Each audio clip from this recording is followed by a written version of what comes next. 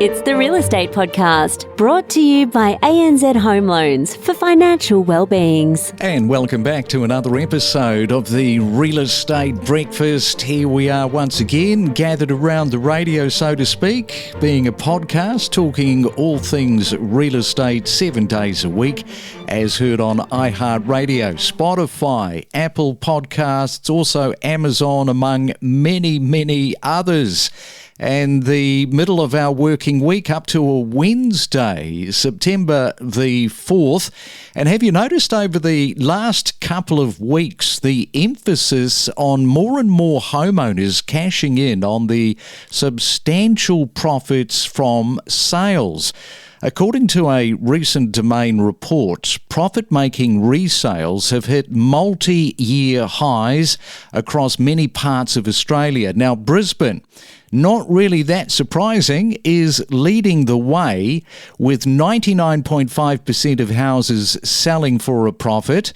Nationally, if you're wondering what the median profit is standing at, it is at $326,000 for houses and $171K for units, marking a 16-year and 13-year high respectively.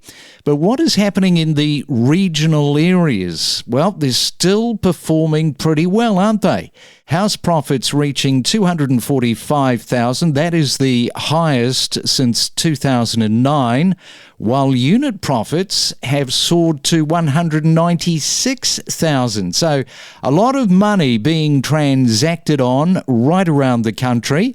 And this morning we are going to catch up with Niall Molloy from Ray White in Maroochydore on the Sunshine Coast. A very desirable spot to be this morning. And good morning to you, Niall. Welcome to the Real Estate Breakfast. How long you been there on the sunny coast? Good morning, Craig. Thanks for having me along. Been on the Sunshine Coast for about the last 12 years and in real estate for the last 7. You would have seen quite a lot because it's been that sleeper, of course, for a lot of that time when you probably first moved in, but not anymore, as those regional profits can lay testament to. Hardly surprising about the Brisbane, but of course the Sunshine Coast is overtaking Brisbane in many regards. Yeah, it's certainly been a phenomenal performer over the last little while. And I suppose it's in no small fact due to the fact that the Sunshine Coast once upon a time was just a sleepy little town where people would go for beachside holidays through a lot of infrastructure projects, and a lot of sort of CBD niceties. It's very much firmed as a fundamentally sound place to live while still having that coastal charm. And it's, I think, why we're seeing such good prices achieved up here. As I said, you're working there for Ray White. Now, one of the interesting things when it comes to real estate is that they like to sort of mark their territory. And a lot of people, a lot of vendors and sellers won't realise this, although many will, of course, because they get all of those flyers in their letterboxes and sometimes are screaming, stop, too much. But you have certainly pegged out your area in so much as just 2 streets. I don't know that we've ever talked to a professional agent who just has 2 streets. So tell us a little bit about that. Yeah, look, certainly we do things on a couple more than just 2 streets, but a big focus of my team's core market is on 2 streets. Very long streets with plenty of apartments on them, it must be worth saying. But yeah, lucky to sort of play in that premium apartment space on or near the water, which is one of the better performing segments of the market up here at present. So one of the things that you would have also found in your time, particularly probably since sort of post-COVID or maybe just prior, is the apartment growth and what's been happening. So perhaps just explain that a little bit in Maroochydore terms for the apartment market. Yeah, look, it's been really substantial since COVID.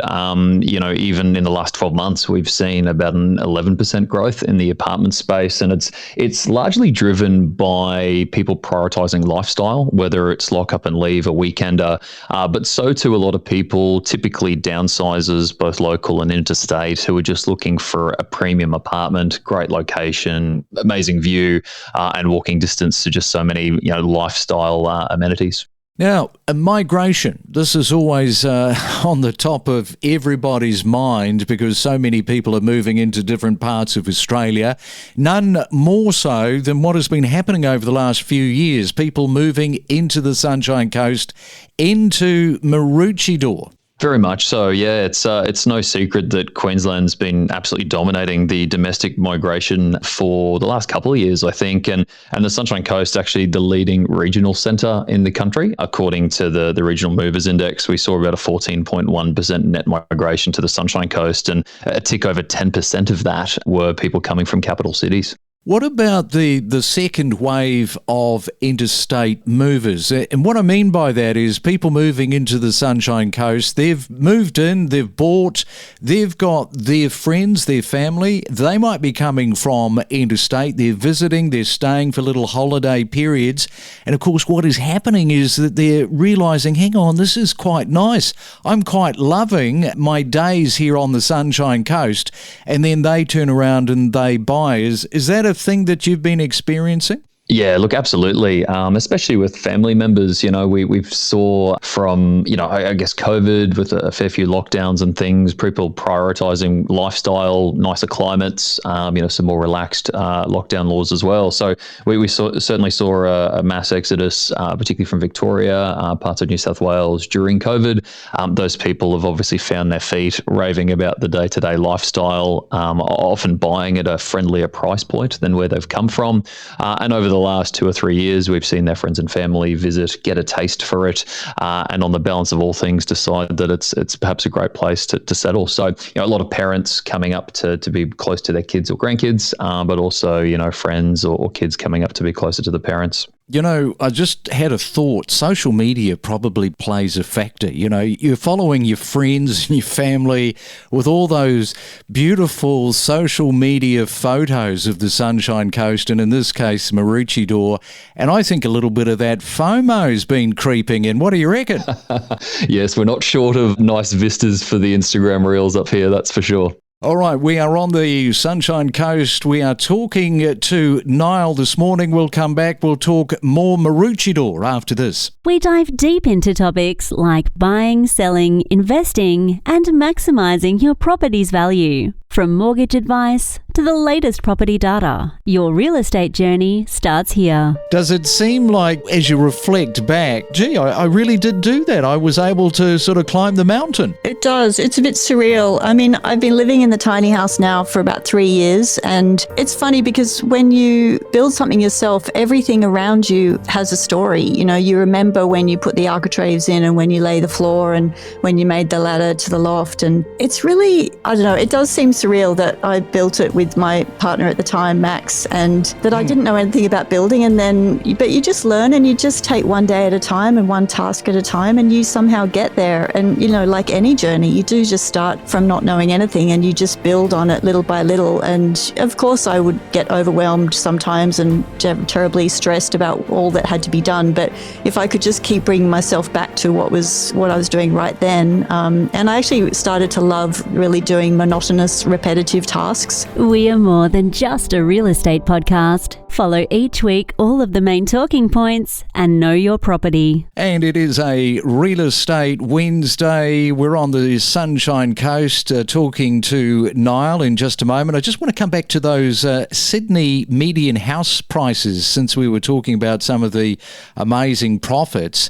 The price of $1.6 million for the house Sydney median price at the moment, it ranks third lowest for profit-making house sales at 95.6%. However, of course, Sydney still leads in dollar value with a median house profit of $655,000. Canberra follows with $435K, then Melbourne at $397K, and you've got Brisbane at $395,000. and Adelaide at $351,000. So interesting to have a look at that.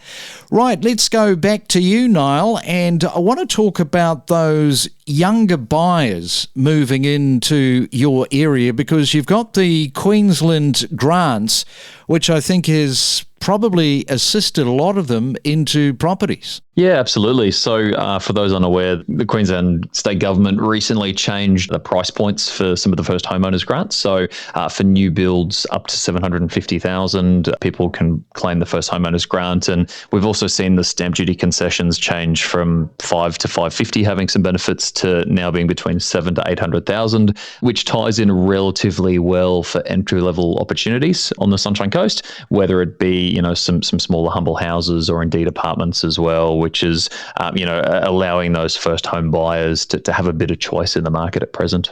Now, you talk about the Queensland grants for those new builds. What's been going on with those developers your way? The investors still sort of getting into the market? Yeah, look, certainly a few investors with interest rates going a bit higher.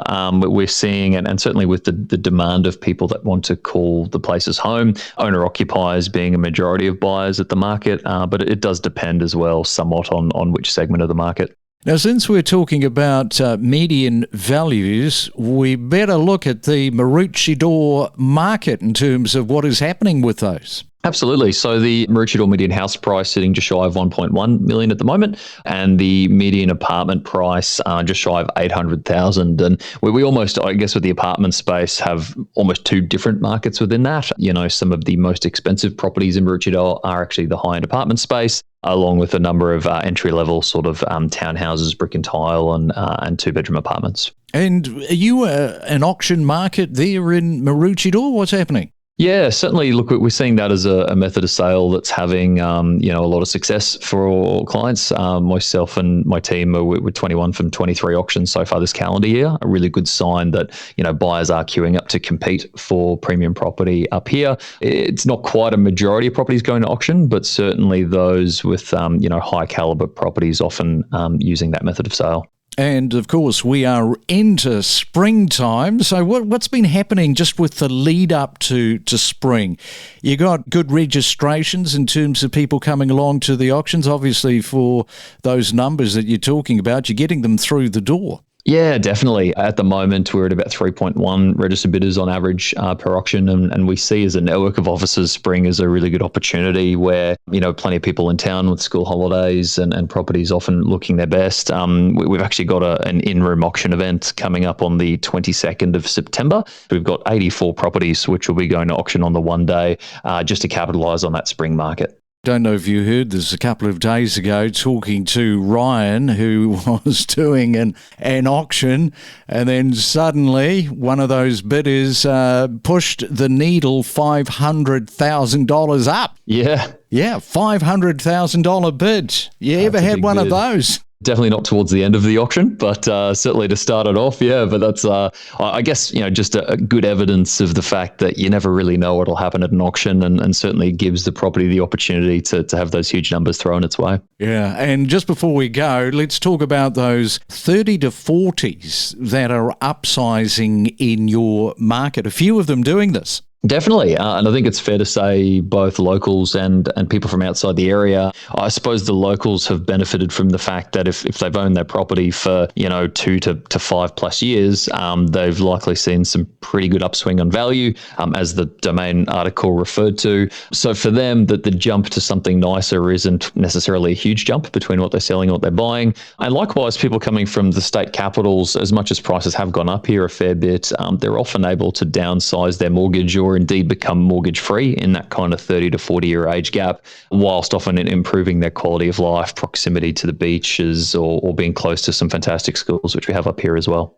All right. Well, it sounds good, Niall. Sounds like you're right across everything that is going on in Maroochydore. Who are we giving a shout out to? You got a bit of a team there at Ray White. Anybody in particular you want to give a shout out to? I suppose, not in particular, but I'll take the nod to my own team. So to Ari and Caitlin, who are phenomenal at what they do and wouldn't be able to do the same thing without them. Kudos to you guys. All right. Enjoy your Wednesday, and thank you so much for coming on to the Real Estate Breakfast. Appreciate it, Craig. Thanks so much. We connect you to the best real estate information across Australia. The Real Estate Podcast.